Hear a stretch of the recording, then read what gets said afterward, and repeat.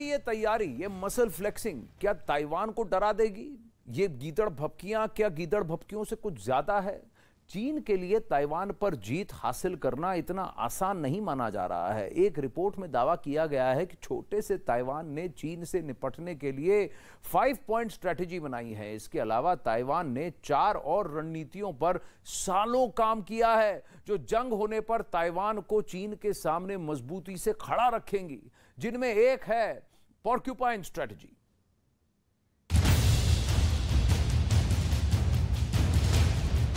Taiwan पर जीत की राह नहीं आसान। चीन से ग्योरिला वॉर लड़ेगा ताइवान। 5 पॉइंट स्ट्रैटेजी करेगी कमाल। चीन की तमाम धमकियों के बावजूद नैन्सी पेलोसी ताइवान आई। किसान ने उगाई फसल की कीमत तय करेगा किसान। किसान खुद अपना मालिक बनना चाहिए। फ्रीडम ऐप को अभी डाउनलोड करें और खुद अपना मालिक बने।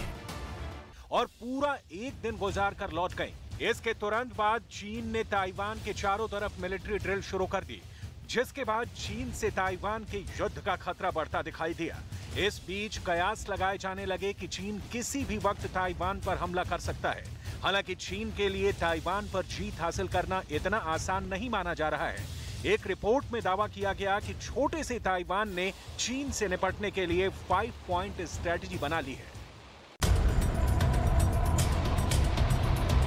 ताइवान के इस 5 पॉइंट स्ट्रेटजी में सबसे पहली और अहम रणनीति है अमेरिका से मिलने वाली मदद।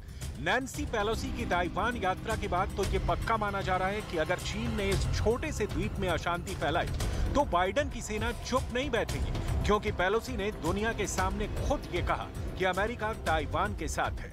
Unequivocal message. America stands with Taiwan. यही नहीं, अमेरिका ताइवान को आत्मरक्षा के लिए जो हथियार भेजता है वो भी ताइवान की मदद करेंगे। यही नहीं, पिछले कुछ सालों में ताइवान ने अमेरिका से दर्जनों फाइटर जेट भी खरीदे हैं, जो चीन से लड़ने में ताइवान की मदद करेंगे। यानी अमेरिका का साथ और उसके हथियार, ये दोनों इस समय ताइवान की सबसे बड़ी ताकत है। ताइवान की रणनीति से चित होगा चीन। ताइवान के चक्रव्यूह में फंस जाएगा ड्रैगन। अमेरिका के साथ जीतेगा ताइवान। इसके अलावा ताइवान ने 4 और रणनीतियों पर सालों काम किया है, जो जंग होने पर ताइवान को चीन के सामने मजबूती से खड़ा रखेंगे, जिनमें एक है पोर्क्यूपाइन स्ट्रेटेजी, जिसमें जंग इतनी लंबी खिंचती है कि दुश्मन के हाथ पांव फूलने लगते हैं, क्योंकि पोर्क्यूपाइन स्ट्रेटेजी में जंग को दुश्मन के लिए महंगा और कठिन बनाया जाता है। एक रिपोर्ट में दावा किया गया है कि ताइवान सालों से इस रणनीति पर काम कर रहा है, क्योंकि उसे मालूम है कि चीन की सेना से सीधा टकराना हार को न्योता देना है।